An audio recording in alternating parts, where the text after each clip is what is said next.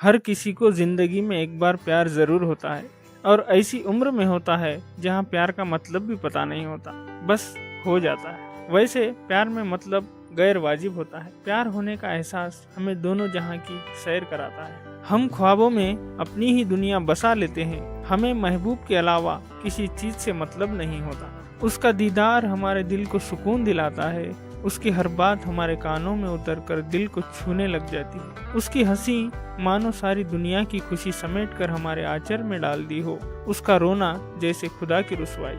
उसका चलना, रुकना, फिर चलना दिल के तार छेड़ जाती है। झुकती पलकें शर्मो हया का एहसास दिलाती है।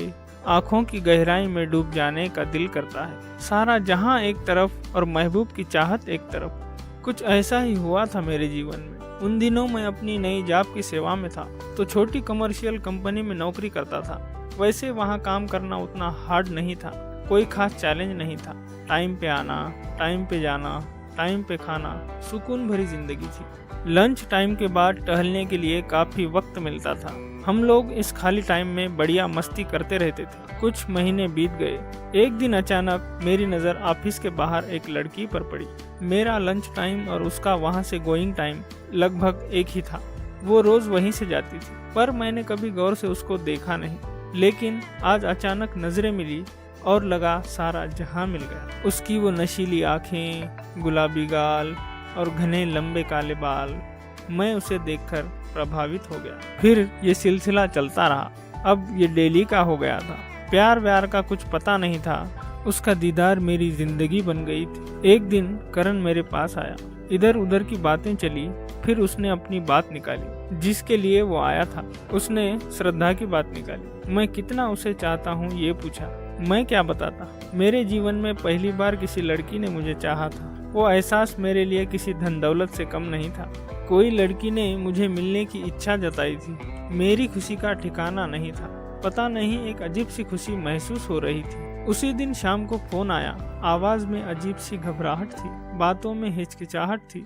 उसने अपना नाम बताया। फिर मिलने की बात हुई। शायद वो गुरुवार का दिन था। सुबह मैं जल्दी उठ गया, तैयारी कर ली। पिताजी के लिए और मेरे लिए एक ही वक्त माँ लंच बॉक्स बनाती थी। मेरे जल्दी उठने का कारण पूछने पर ऑफिस का नाम बताया। आज मुझे उसे मिलना था। ज्यादा वक्त जाया किए बिना मैं घर से निकल गया। बस की बजाय मैंने ऑटो से जाना पसंद किया। 20-25 मिनट में मैं इंस्टीट्यूट पहुंच गया। सुबह के 8:30 बजने में और 5 मिनट बाकी थे। पहली मुलाकात के यही मजे होते हैं दोस्तों। हमें अंदर से एक अजीब सी खुशी होती है। भले मैं यहाँ आपको बता नहीं पा रहा हूँ, पर फील तो आप कर ही रहे होंगे। सेम वही फीलिंग मेरे अंदर भी चल रही थी। और वो बाहर आई उसके सहेलियों के साथ। साथी सहेलियों को उसने बाय किया।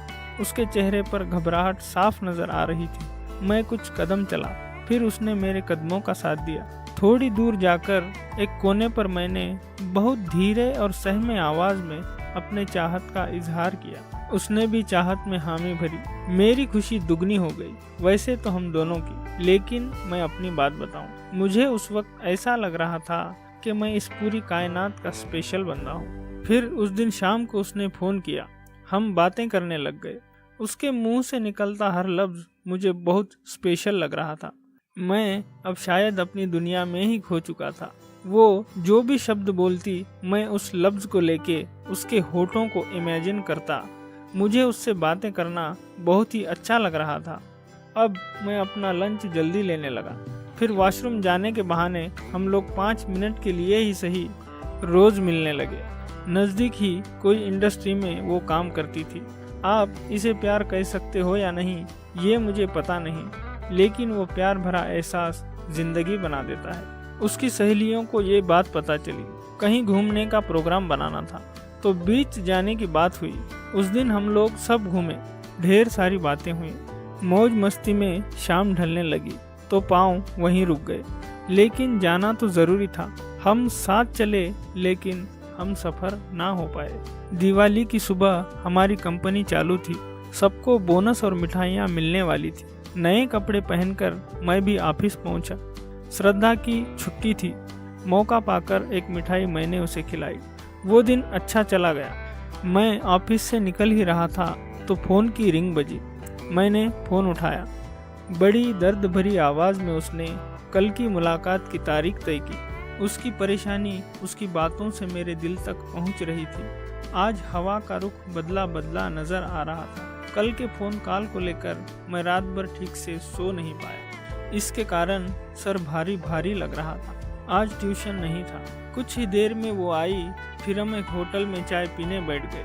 हम फिर नहीं मिलेंगे, घर पर पता चल गया है। मेरी बड़ी बहन ने रेलवे ट्रैक पर इसी चक्कर में सुसाइड किया था। मुझे तो कुछ पूछने का या कुछ बताने का मौका ही नहीं मिला। ना तो कुछ बात बन पाई और वो चली गई। मैंने उसे रोका भी नहीं। वो क्यों चली गई मुझे पता नहीं। कल रात उसके घर में क्या बात हुई मुझे पता नहीं, और क्या कारण था मुझे पता नहीं। लेकिन मैं इतना दावे के साथ कह सकता हूँ कि वो मुझे प्यार करती थी। वो मेरे घर भी आकर चली गई थी। मेरा तो मुझे पता नहीं, लेकिन उसका प्यार सच्चा था। ये मेरा पहला प्यार अब अधूरी प्रेम कहानी बन गया है। आज मैं लिख रहा हूँ, उस पुरानी यादों में खो चुका हूँ। कहानी अच्छी लगे तो क्या करना है, आप सबको पता ही है। धन्यवाद।